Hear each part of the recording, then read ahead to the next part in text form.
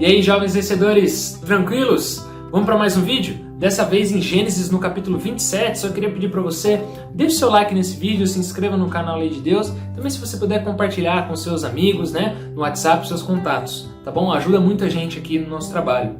Gênesis, no capítulo 27, continuando ali o tema Os pecados da família da aliança. Nós vemos ali, a partir do versículo 1, que diz assim: Quando Isaac envelheceu e os seus olhos se enfraqueceram, a ponto de não mais poder ver, chamou Esaú, seu filho mais velho, e lhe disse: Meu filho. Esaú respondeu: Aqui estou. O pai lhe disse: Estou velho e não sei o dia da minha morte. Pegue agora suas armas, a sua aljava e o seu arco, vá ao campo e apanhe para mim alguma caça. Faça uma comida saborosa, como eu aprecio, e traga aqui para mim, para que eu coma e abençoe você antes que eu morra. Então, Isaac já estava velhinho, já estava sem poder enxergar, e ele vai dar a bênção da primogenitura para aquele que havia rejeitado a bênção da primogenitura. Se você lembrar do último vídeo, ele trocou ela com Jacó por uma sopa de lentilhas, trocou o duradouro pelo momentâneo. E aqui ele vai receber então a bênção, o pai já não sabia disso, ia dar a bênção para o seu filho.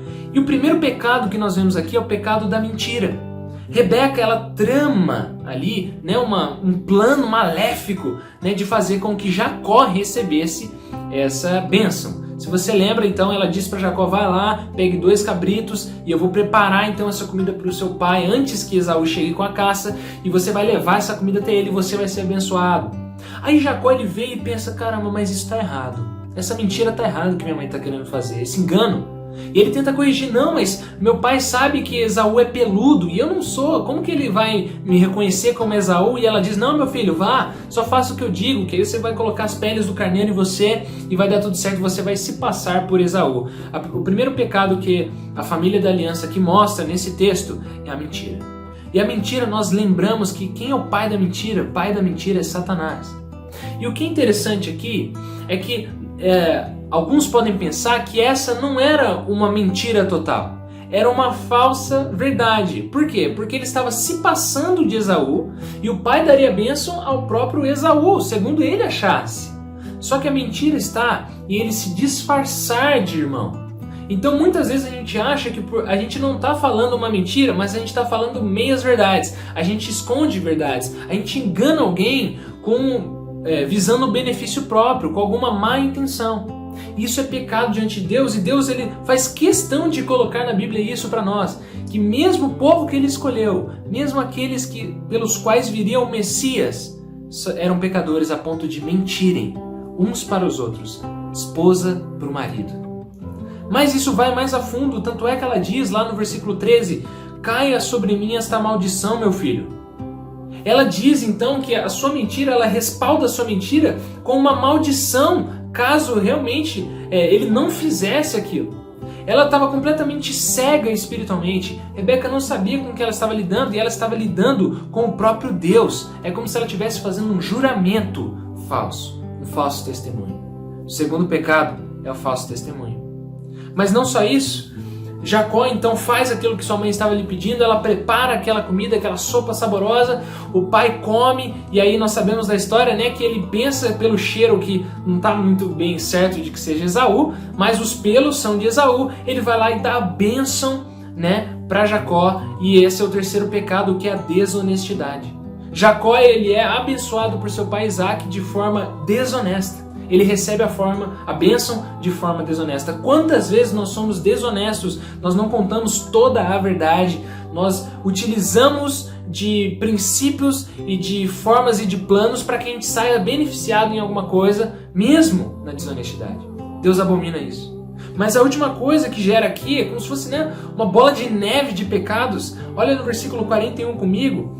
Jacó chega então da sua caça, pergunta para o seu pai: pronto, pai, trouxe aqui, o senhor vai me abençoar? E ele diz: não, já abençoei, eu acho que o seu irmão então o enganou. E aí cai a ficha de Esaú, e Esaú diz lá no versículo 41, ele passou a odiar Jacó por causa da bênção com que o pai o tinha abençoado, e disse em seu íntimo: os dias de luto por meu pai se aproximam, então matarei meu irmão Jacó.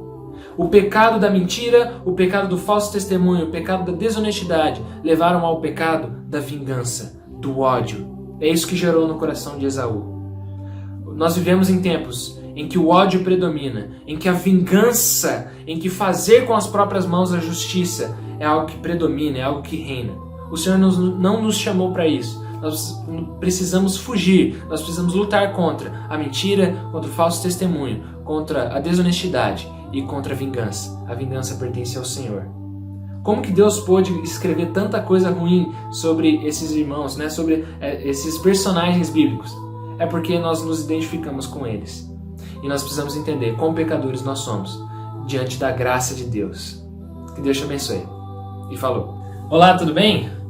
Estamos aqui de novo, a equipe Lei de Deus, para oferecer para você investir na sua vida espiritual e na vida espiritual da sua família, alguns dos livretos da Lei de Deus. E você pode adquirir, então, ali na descrição desse vídeo, vai ter os links aí para você acessar, os valores, para você investir, então, na sua vida espiritual. O primeiro é o Compromissos do Lar Cristão. Esse primeiro livreto vai falar sobre a família, e a família desenhada por Deus, e os compromissos, então, deste lar em levar cada um dos componentes, dos membros da família, mais perto de Jesus.